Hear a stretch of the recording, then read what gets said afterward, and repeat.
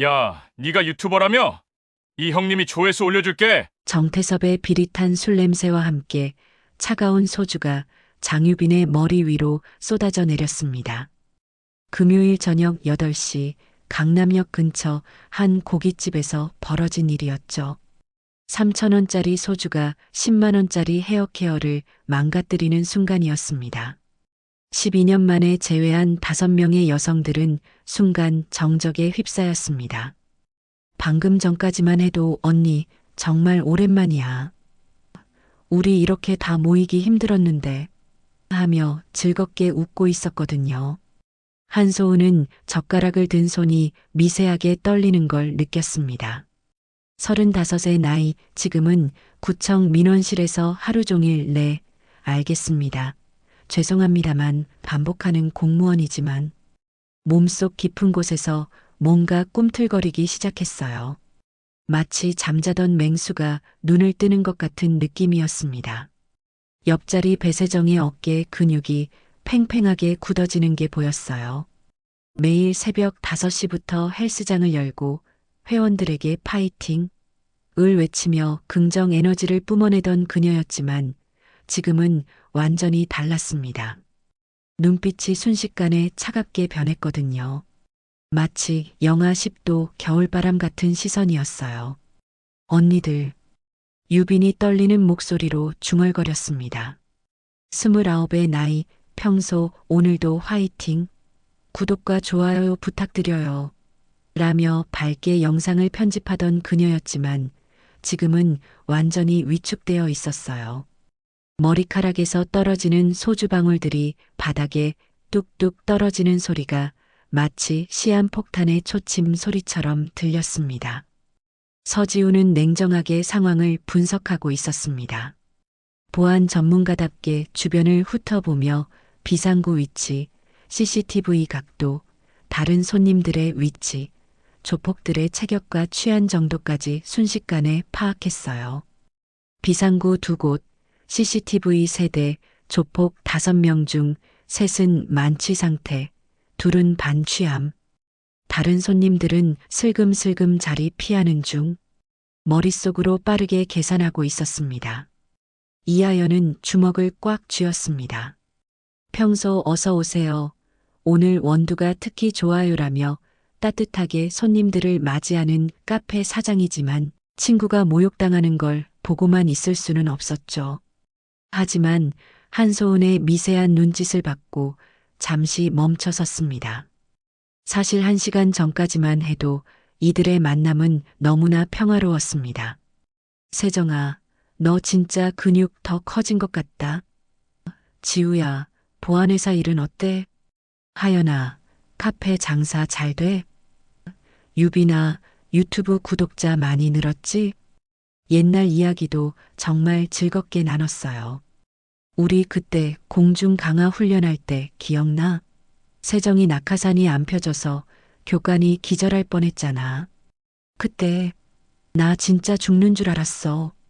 지우는 또 뭐야? 생존 훈련 때 벌레 먹고 토했던 거. 야, 그거 정말 역겨웠다고. 그때는 정말 행복했습니다. 707특임대 시절의 추억들, 새벽 체조 시간에 서로 격려하던 일들, 힘든 훈련을 함께 견뎌낸 기억들. 우리 그때 진짜 짐승이었지. 세정이 웃으며 말했을 때 지금은 회 떠도 손 안 떨려. 지우가 농담을 던졌을 때까지만 해도 모든 것이 완벽했어요.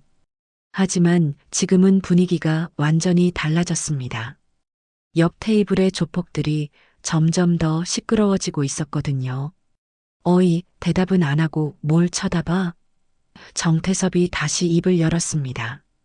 1m 75cm의 덩치의 팔뚝에는 용 문신, 목에는 굵은 금목걸이를 한 전형적인 조폭 스타일이었어요. 우리가 말 걸어주는데 무시하냐?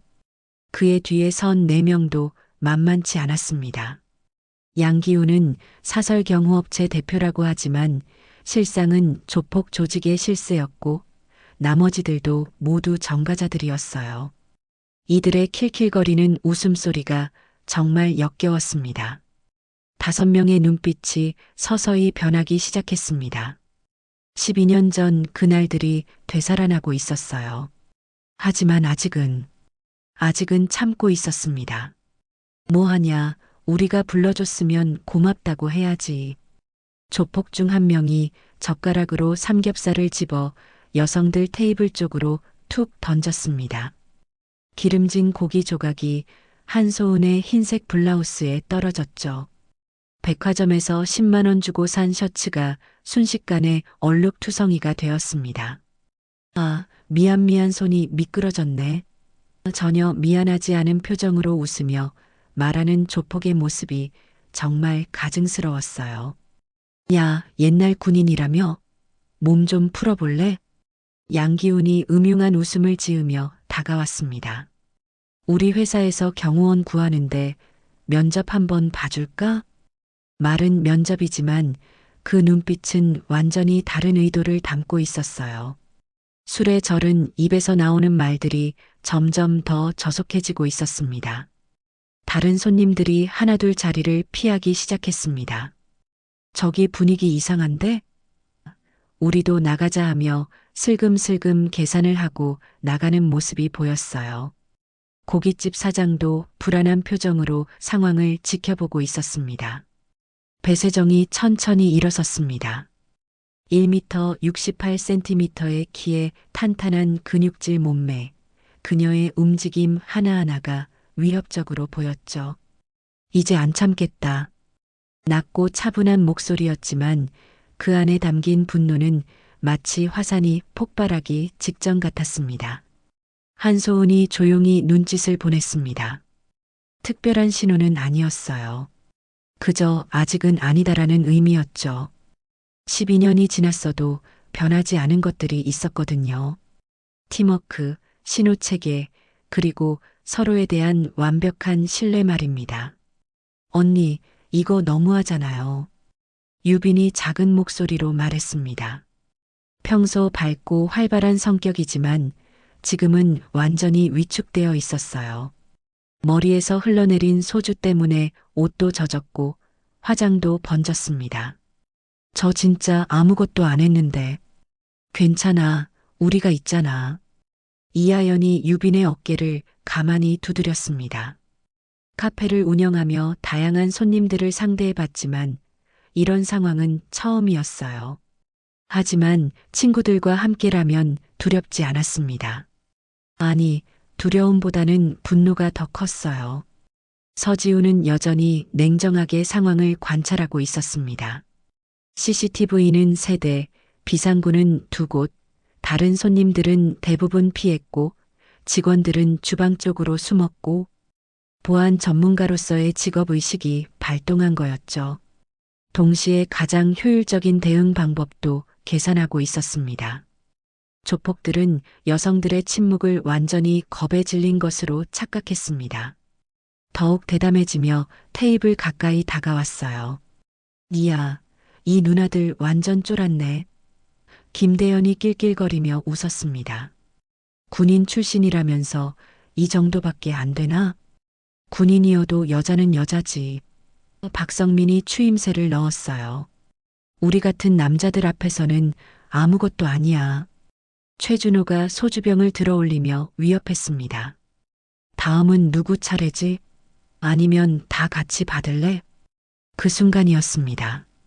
5명의 눈빛이 동시에 변한 것은 마치 스위치가 켜진 것처럼 12년 전 특전사 시절의 그 차가운 눈빛으로 바뀌었어요. 하지만 아직 움직이지는 않았습니다. 마지막 기회를 주고 있었던 거죠. 여기서 멈추면 용서해 줄게라는 무언의 경고였습니다.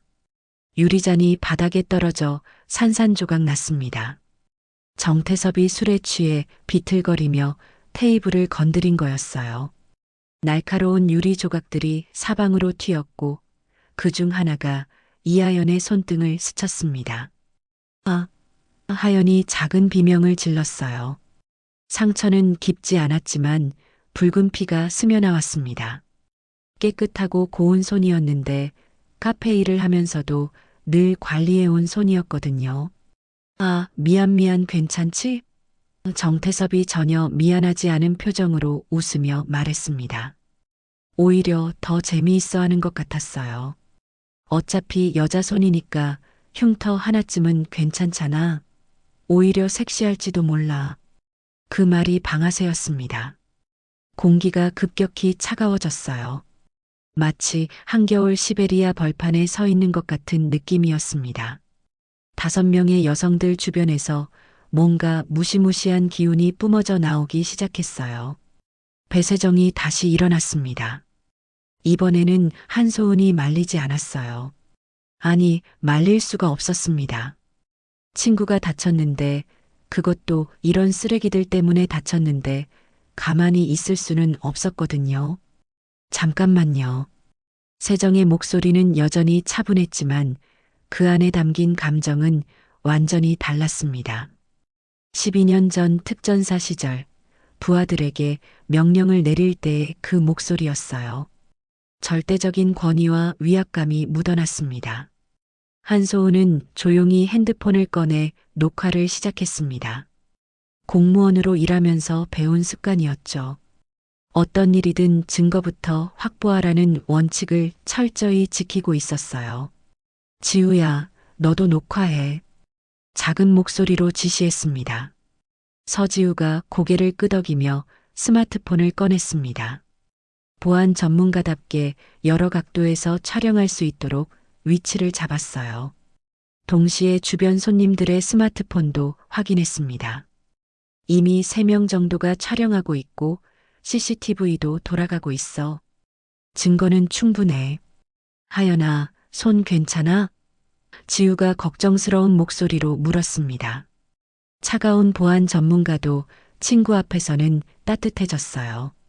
괜찮아요. 이 정도는 아무것도 아니에요. 하연이 상처를 휴지로 누르며 대답했습니다. 하지만 그녀의 눈빛도 예전과 달라져 있었어요. 평소 손님은 왕이라며 온화하게 대하던 그 모습은 온데간데 없었습니다. 지금은 마치 어머니가 새끼를 지키는 맹수 같은 눈빛이었어요. 장유빈은 조용히 의자를 뒤로 빼며 공간을 확보했습니다. 직감적으로 뭔가 큰일이 일어날 것 같다는 걸 알았거든요. 언니들의 분위기가 완전히 바뀌었어요. 평소 보던 그 다정하고 따뜻한 모습이 아니었습니다. 마치 다른 사람들 같았어요. 조폭들은 여전히 상황을 파악하지 못하고 있었습니다. 여성들의 변화를 전혀 눈치채지 못한 채 계속해서 도발을 이어갔어요. 야, 우리 말 못 들었냐? 양기훈이 한소은의 어깨를 붙잡으려 했습니다. 형님들이 말 걸어주는데 대답은 해야지? 아, 정말 답답하네. 김대현이 짜증을 내며 소리쳤어요. 우리가 누군지 알아? 이 동네에서 우리 모르는 사람 없어. 군인 출신이면 뭐 어때? 박성민이 비웃으며 말했습니다. 전쟁도 아닌데 군대에서 뭘 배웠다고? 최준호가 테이블을 주먹으로 쾅 치며 위협했습니다. 마지막으로 한 번 더 말한다. 우리랑 재미있게 놀자고. 그 순간이었습니다. 한소은이 천천히 일어선 것은 1m 60cm의 키, 그리 크지 않은 체구였지만 그녀가 일어서자 공기가 완전히 바뀌었어요. 끝났습니다. 한소은이 조용히 말했습니다. 단 3글자였지만 그 목소리에는 절대적인 확신이 담겨 있었어요. 마치 사형 선고를 내리는 판사의 목소리 같았습니다. 조폭들이 순간 당황했습니다. 뭔가 분위기가 이상하다는 걸 뒤늦게 느낀 거였어요. 하지만 이미 늦었습니다.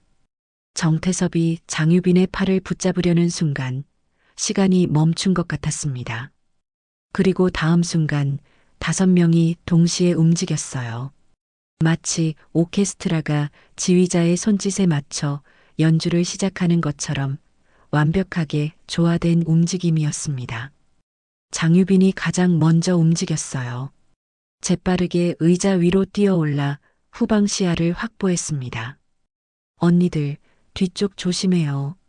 웨이터가 주방에서 나오고 있어요.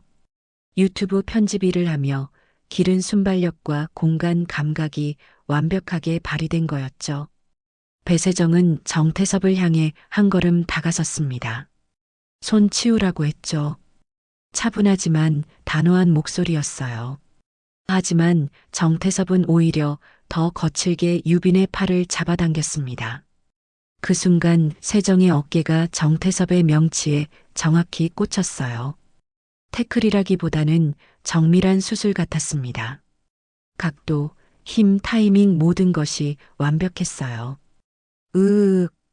정태섭이 바닥에 나뒹굴며 비명을 질렀습니다. 1m 75cm, 90kg의 덩치였지만 제대로 준비된 세정의 공격 앞에서는 종이 인형 같았어요. 이 미친 엑스이 뭐 하는 거야? 김대현이 깨진 소주병을 들고 세정을 향해 달려들었습니다. 감히 우리 형님한테. 하지만 서지우가 그보다 빨랐어요. 지우의 움직임은 마치 영화 속 액션 시퀀스 같았습니다. 왼손으로 상대의 손목을 정확히 잡아 병을 떨어뜨리게 하고 오른손으로는 관절을 역방향으로 꺾었어요. 아야야야야. 김대현이 바닥에 무릎을 꿇으며 손목을 붙잡았습니다. 형님들. 박성민이 또 다른 소주병을 들고 이하연을 위협했습니다. 다 같이 죽고 싶냐? 하지만 하연은 전혀 당황하지 않았습니다. 카페에서 무거운 원두 포대를 옮기며 단련된 하체 근력이 있었거든요.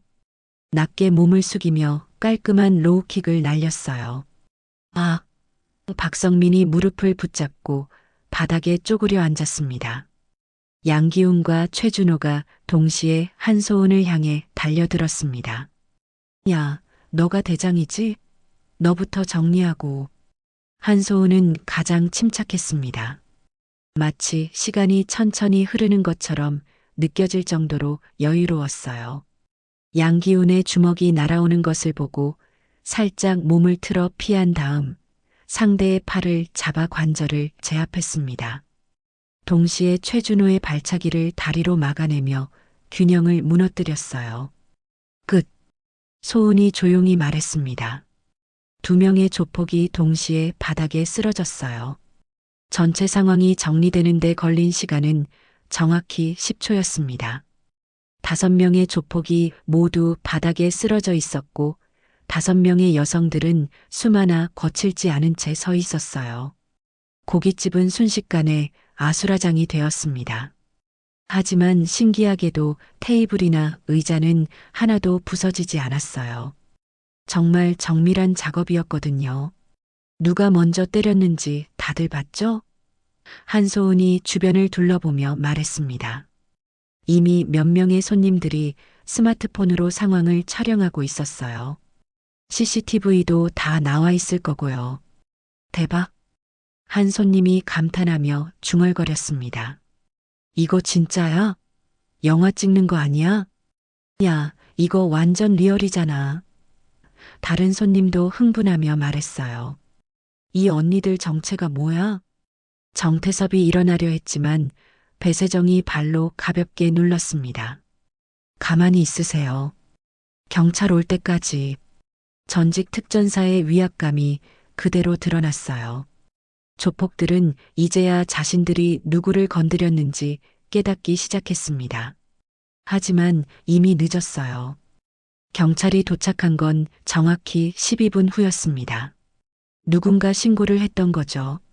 순찰차 2대가 고깃집 앞에 멈춰 섰고 경찰관 4명이 급하게 뛰어들어왔어요. 무슨 일입니까? 김 경사가 상황을 파악하려 했지만 눈앞의 광경이 예상과 달라서 당황했습니다. 바닥에 쓰러진 건장한 남성들과 차분하게 서 있는 여성들의 대비가 너무 극명했거든요. 경찰관님, 이 여자들이 우리를 집단 폭행했어요. 정태섭이 바닥에서 소리쳤습니다. 연기력이 정말 대단했어요. 갑자기 미친 것처럼 달려들어서 우리를 때렸다고요. 양기훈도 가세했습니다. 우리는 조용히 술 마시고 있었는데 갑자기 시비를 걸어서 손목을 붙잡고 아픈 척 연기하며 피해자 코스프레를 했어요. 이 사람들이 먼저 때렸어요. 우리는 여자라고 만만하게 보고 김대현이 억울한 표정을 지으며 말했습니다. 경찰관님, 우리가 피해자예요. 박성민과 최준호도 마찬가지였습니다. 증인들도 많이 봤을 거예요. 이 여자들 정말 무서워요. 하며 연신 억울함을 호소했어요. 경찰관들이 서로 눈빛을 교환했습니다. 일반적으로는 체격이 큰 남성들의 말이 더 설득력 있게 들릴 수 있었거든요. 하지만 한소은은 전혀 당황하지 않았습니다. 경찰관님, CCTV부터 확인해 보시죠. 침착한 목소리로 말했어요. 그리고 여기 계신 손님들이 모두 목격하셨을 겁니다. 바로 그때 고깃집 사장이 떨리는 목소리로 나섰습니다. 경찰관님, 저 남자들이 먼저 시작했어요. 처음에는 무서워서 숨어 있었지만 이제는 용기를 냈어요. 저 남자가 여성분 머리에 소주를 부었어요. 그리고 계속 시비를 걸었고요. 사장이 CCTV 화면을 틀어주기 시작했습니다. 모든 것이 선명하게 기록되어 있었어요. 정태섭이 유빈의 머리에 소주를 붓는 장면, 고기를 던지는 장면 그리고 마지막에 먼저 손을 뻗친 것도 조폭들이었다는 사실까지 말이에요. 이게 전부 나와 있네요. 경찰관이 놀라며 말했습니다. 다른 손님들도 하나둘 증언을 시작했습니다. 저희도 다 봤어요. 저 남자들이 정말 심하게 괴롭혔어요. 여성분들은 끝까지 참으려고 했는데 도저히 견딜 수 없을 정도였어요. 특히 저 큰 남자가 여성분 손을 다치게 하고도 비웃었어요. 한 대학생이 자신의 스마트폰을 보여주며 말했습니다. 저도 영상 찍었어요. 여기 보시면 누가 먼저 손을 댔는지 분명히 나와요.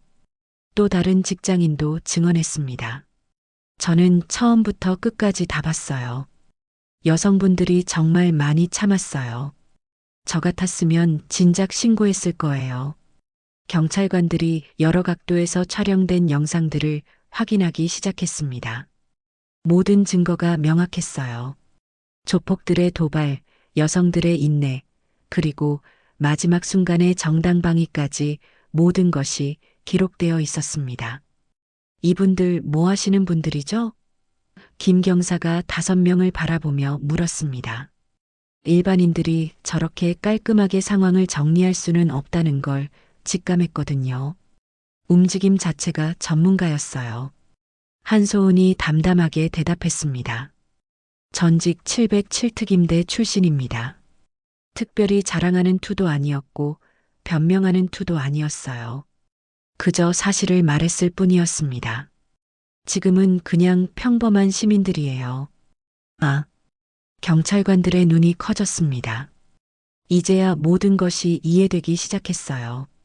왜 이들이 그렇게 침착했고, 왜 조폭들이 속수무책으로 당했는지, 그리고 왜 아무도 다치지 않고 깔끔하게 상황이 정리되었는지 말입니다.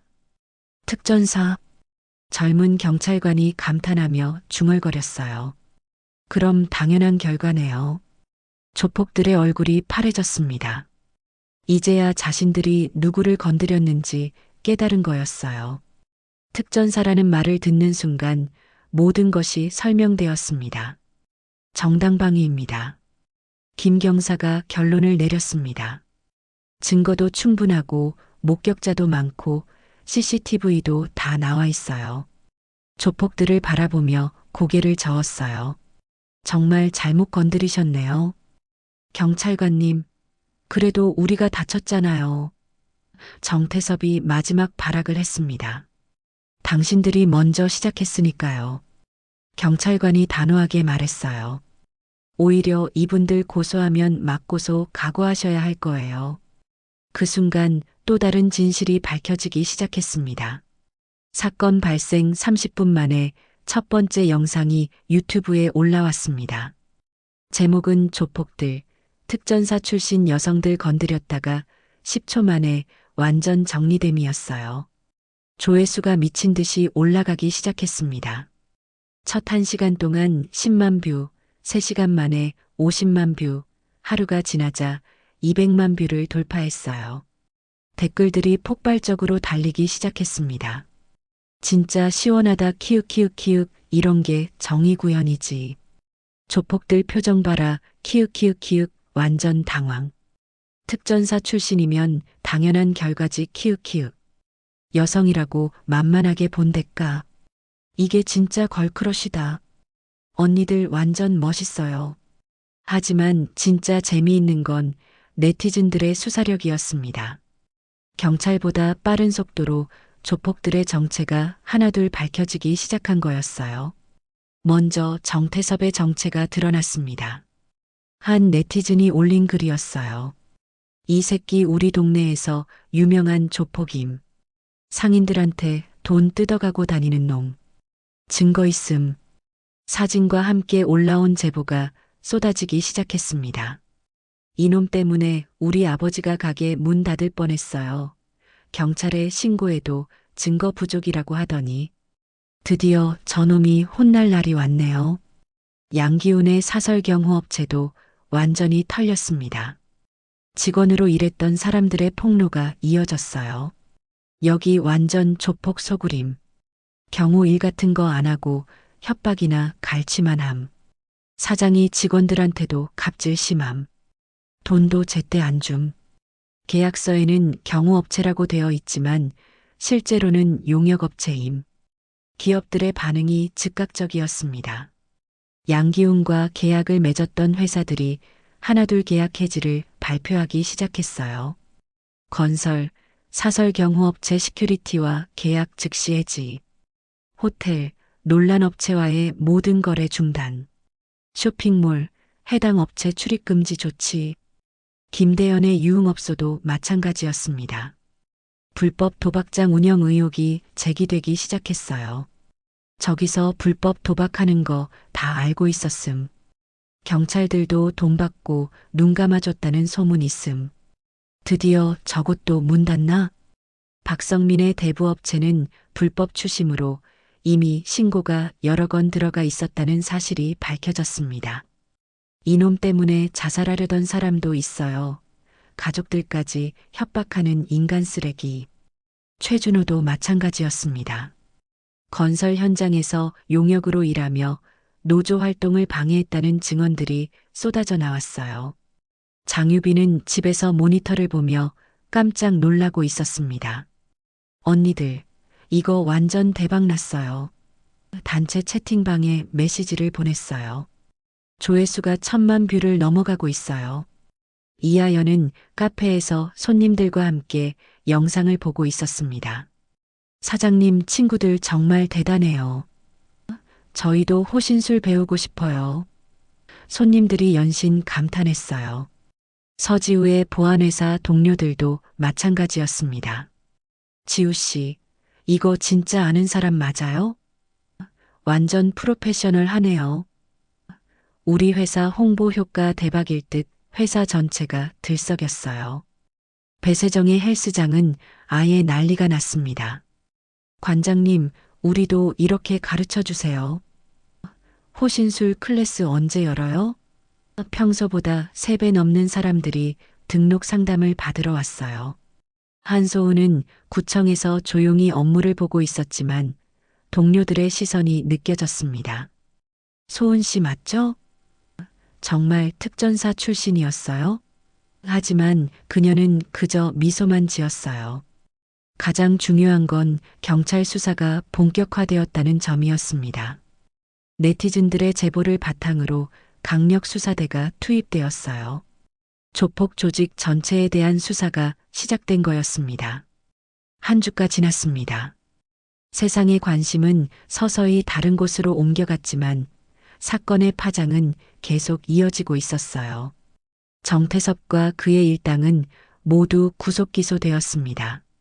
단순한 폭행 사건으로 시작되었지만 수사 과정에서 조직적인 범죄 행각이 모두 드러났거든요.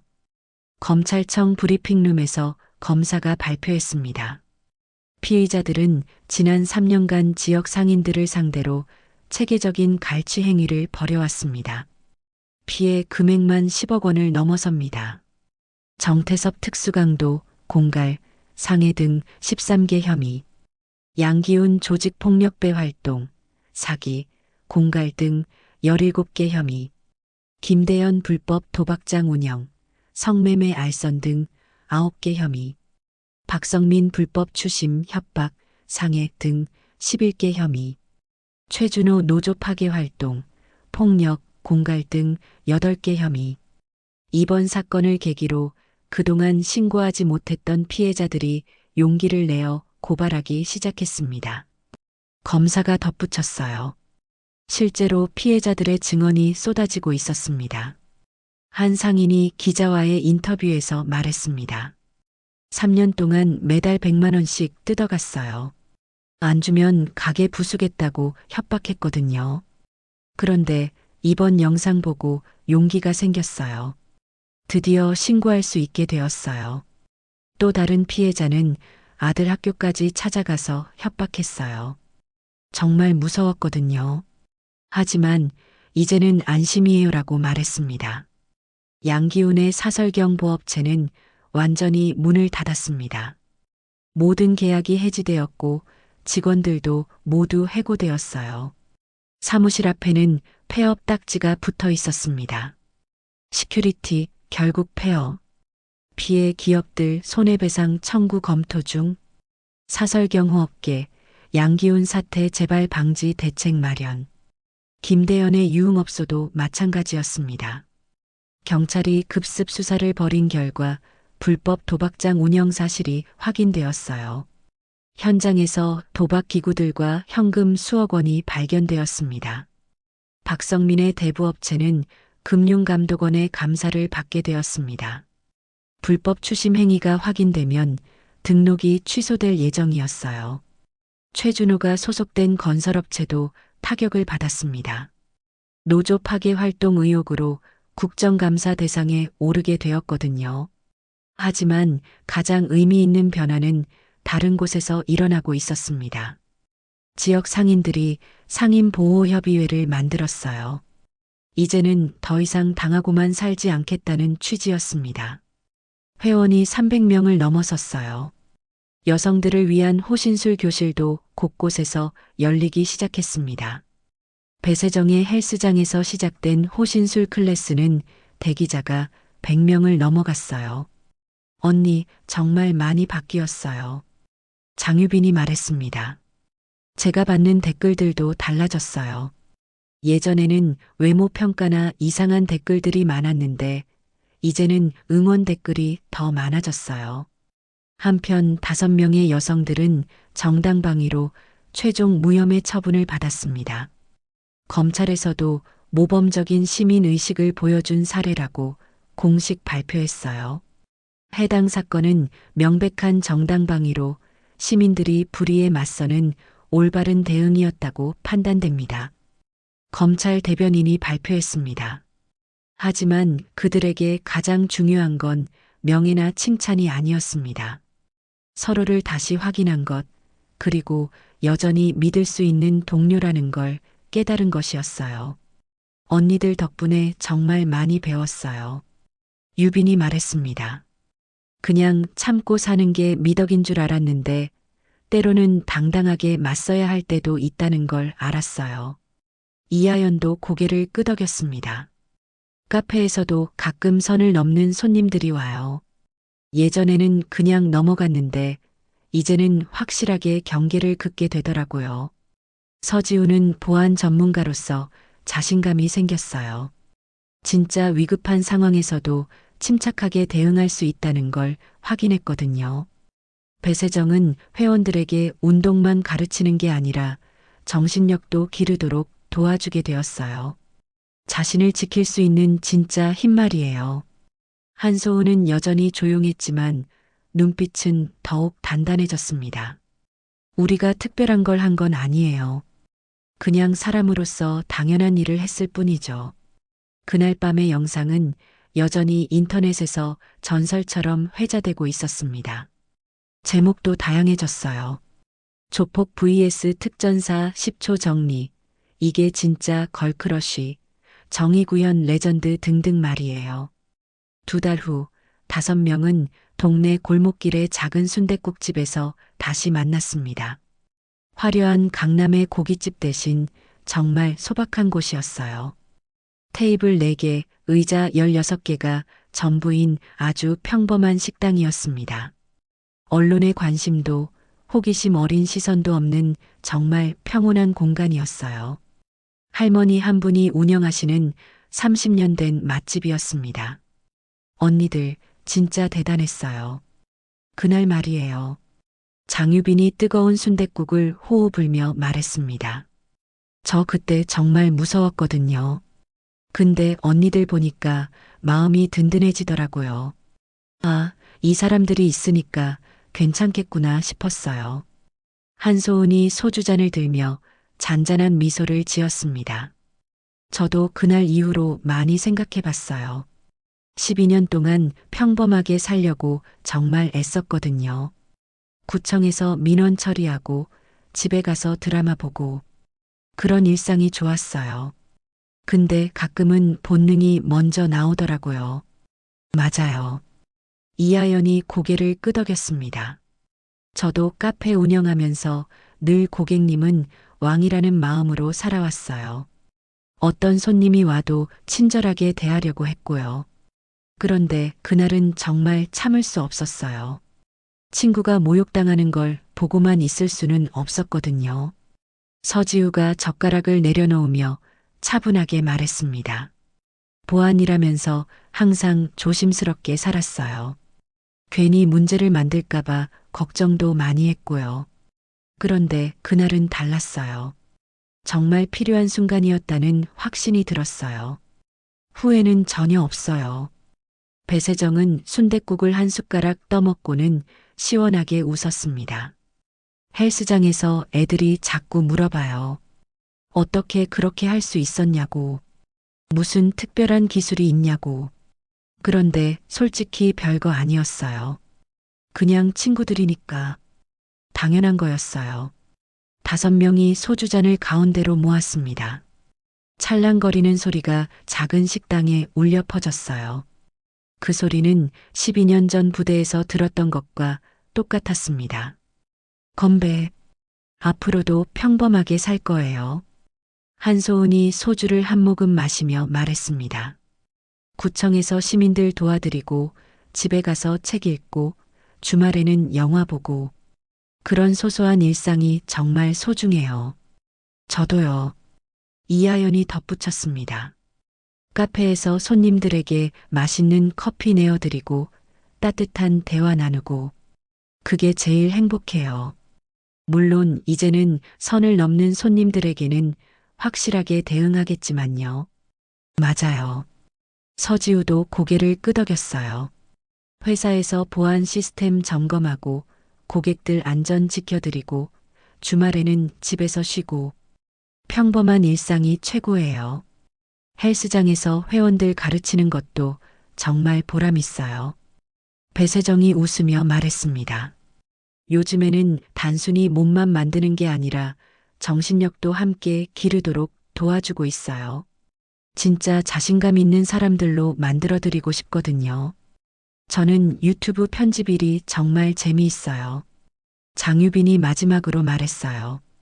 크리에이터들이 만든 콘텐츠를 더 멋지게 다듬어서 시청자들에게 전달하는 거니까요.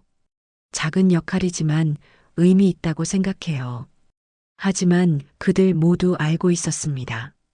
언제든 정말 필요한 순간이 온다면 다시 그때처럼 할 수 있다는 것을요. 서로를 지킬 수 있다는 것을요. 소중한 사람들을 지킬 수 있다는 것을요. 창문 너머로 보이는 도시의 불빛들이 따뜻하게 반짝이고 있었습니다. 수많은 평범한 사람들이 평범한 일상을 살아가는 소중한 공간이었어요. 회사원들, 학생들, 상인들, 주부들 모두가 각자의 자리에서 최선을 다해 살아가고 있었습니다. 그리고 그 평범함을 지키는 것도 때로는 용기가 필요하다는 걸 그들은 이제 확실히 알고 있었어요. 다음에는 언제 만날까요? 유빈이 물었습니다. 글쎄요, 또 12년 후에 세정이 장난스럽게 대답했어요. 그건 너무 오래잖아요. 그럼 1년에 한 번씩은 만나자. 소은이 제안했습니다. 좋아요. 그럼 내년에도 이 날짜에 만나요. 약속? 다들 웃음을 터뜨렸습니다. 그 웃음소리가 작은 식당을 따뜻하게 채웠어요. 그날 밤 5명은 각자의 집으로 돌아갔습니다. 지하철에서, 버스에서, 택시에서 각자 다른 길을 걸어가면서도 마음 한편에는 든든함이 있었어요. 언제든 서로에게 기댈 수 있는 사람들이 있다는 것, 진짜 어려운 순간이 와도 혼자가 아니라는 것, 그것만으로도 충분했습니다. 며칠 후 유빈이 올린 유튜브 영상 제목은 이랬습니다. 평범한 일상이 가장 특별한 이유 언니들과의 만남 후기. 세상은 여전히 복잡하고 때로는 불의가 넘쳐나지만 이들 같은 사람들이 있는 한 희망은 사라지지 않을 거예요. 조용하지만 단단한 사람들, 평범하지만 필요할 때는 용감해질 수 있는 사람들, 서로를 지켜주는 진짜 친구들 말입니다. 그리고 무엇보다 정의는 시끄럽고 화려할 필요가 없다는 것을 보여준 이야기였어요. 조용히 하지만 확실하게 실현되는 정의가 진짜 의미 있다는 것 말입니다. 오늘의 이야기는 여기까지입니다. 때로는 참는 것이 미덕이지만 정말 필요한 순간에는 용기를 내는 것도 중요하다는 걸 보여주는 이야기였습니다. 진정한 강함은 힘을 과시하는 게 아니라 소중한 것을 지키는 데 있다는 것, 그리고 믿을 만한 동료들과 함께라면 어떤 어려움도 이겨낼 수 있다는 메시지를 전해드리고 싶었습니다. 무엇보다 평범한 일상 속에서도 언제든 올바른 선택을 할 수 있는 용기를 잃지 마시길 바랍니다. 삶에서 정말 중요한 순간이 온다면 이 5명의 여성들처럼 당당하게 맞설 수 있는 용기를 가지시길 바랍니다. 그리고 기억하세요. 진정한 승리는 상대방을 굴복시키는 것이 아니라 옳은 것을 지켜내는 것입니다. 화려한 복수보다는 조용하지만 확실한 정의가 더 아름답다는 것을요.